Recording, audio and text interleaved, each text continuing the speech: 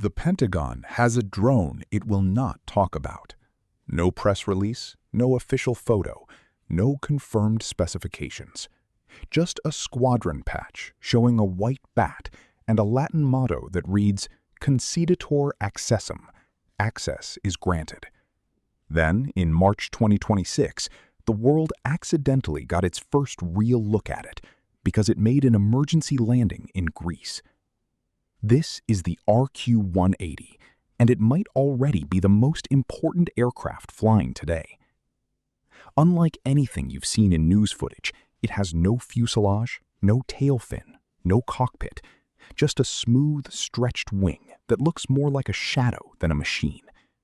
Built by Northrop Grumman, the same company behind the B-2 and the B-21, it reportedly carries a 130-foot wingspan, stays airborne for over 24 hours, and has superior radar cross-section reduction compared to every previous stealth aircraft, including the F-22 and F-35.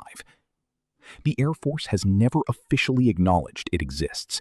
So why does it exist? After the SR-71 Blackbird retired in 1999, the U.S. was left without a platform capable of penetrating airspace guarded by advanced air defenses. The RQ-180 was built to fill that gap, flying deep into enemy territory to map radar networks, track mobile missile systems, and intercept communications in places where manned aircraft might never return. The first production model entered Air Force service in January 2017, and a classified reconnaissance squadron was quietly stood up at Beale Air Force Base in December 2019, the same base that flies the legendary U-2 spy plane. For years, its existence was pieced together from budget documents and blurry satellite photos. Then came March 2026.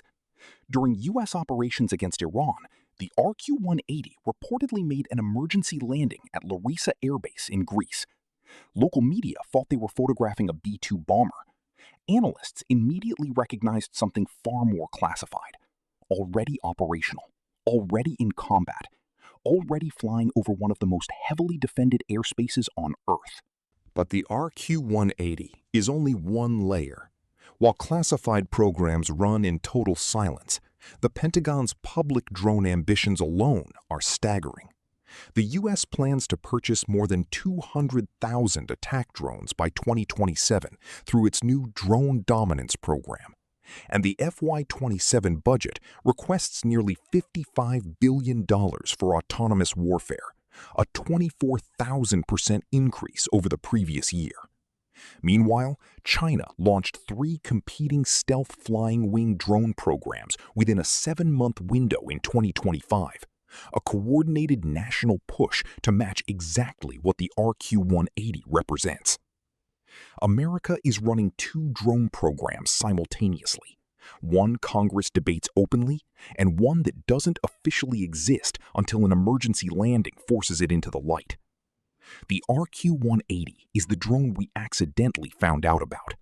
The real question is, how many more are still in the dark?